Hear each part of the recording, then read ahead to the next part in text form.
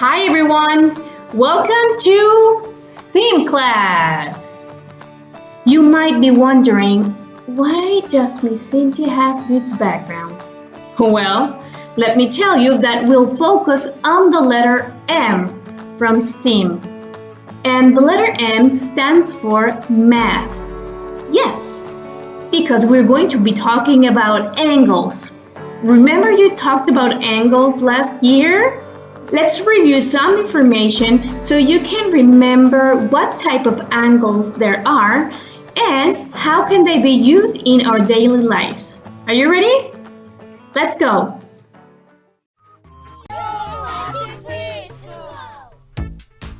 Hi everyone! Today we're going to talk about angles.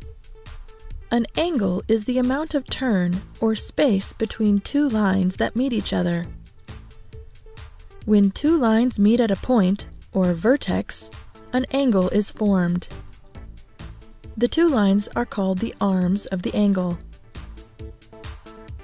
Angles are measured in degrees, which is shown by this symbol.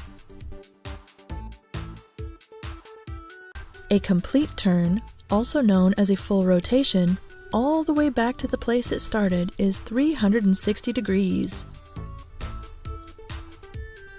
1/2 of a turn, which forms a straight line, is 180 degrees. 1/4 of a turn is 90 degrees. This is called a right angle. There are 3 other types of angles: acute, obtuse, and reflex angles. An acute angle is one that is less than 90 degrees. An obtuse angle is one that is more than 90 degrees, but less than 180 degrees. A reflex angle is one that is greater than 180 degrees. Some angles may be added together to get one of the important angles we talked about earlier. Some other fun facts about how angles add up include that all the angles inside a triangle will always add up to 180 degrees.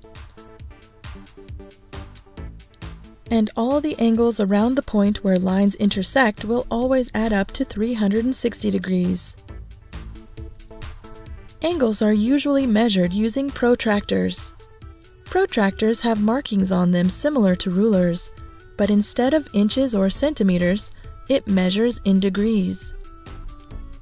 If you don't have a protractor to measure with, you can estimate how big it is as long as you remember what a 90-degree angle, 180-degree angle, and 360-degree angle look like.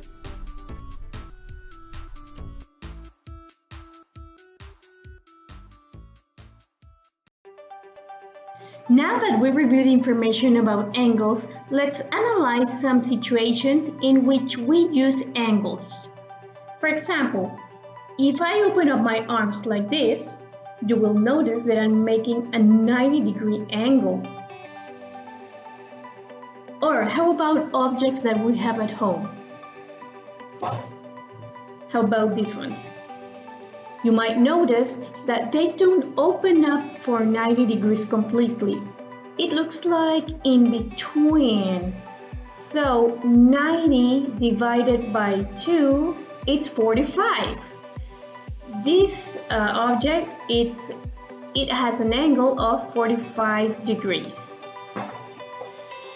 Now, how about a lemon squeezer? Let's see. I open it up and, oh, 90 degrees. But oh, look, it goes further. Oh, but that's all. It doesn't open up to 180 degrees. Or I have this garlic squeezer. Let's see the angle or how many degrees it opens up. Okay, we go 90, 180, and it goes further. Wow, you see that? It almost made 360 degrees. As I told you at the beginning, knowing about angles is very useful. Actually, YouTube is using a new technology called 360 degrees videos.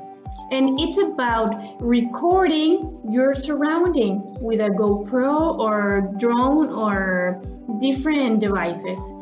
But it allows you to watch a video and at the same time go around and look at the video from a different angle.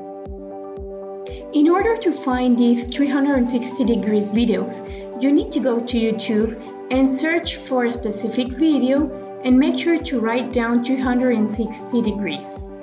You will find a great variety of them.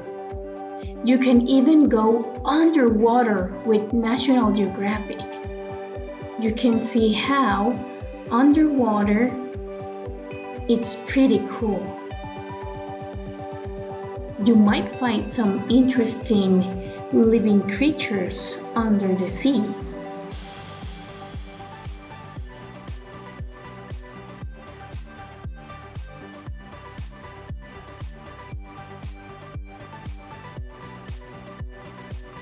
If you're using a computer or a laptop for this activity, this is how you can move around in a 360 degrees video. First, tap on the mouse pad with one finger and don't let go, and use the other hand to move around. Let go your finger so you can place the cursor somewhere else. If you like so, you can use only one hand to manipulate the mouse. If you're using an iPad or a mobile device, you can just move your device around and you will be able to turn on the video. Cool, right?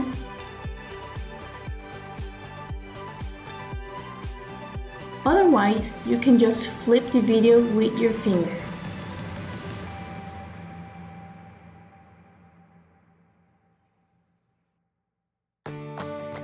Now, it's time to put hands on! After watching this video, go back to Google Classroom and look at the YouTube video from the Iceland landscapes. Afterwards, answer the Google Forms to see your understanding over this topic. Remember, you can go back and watch the video again if you have any questions. I hope that you enjoyed this 360-degree technology. I'm sure you're going to like it. Please follow the instructions in Google Classroom and then don't forget to answer the Google form. If you have any question, please send me a message in Google Classroom. See you next week!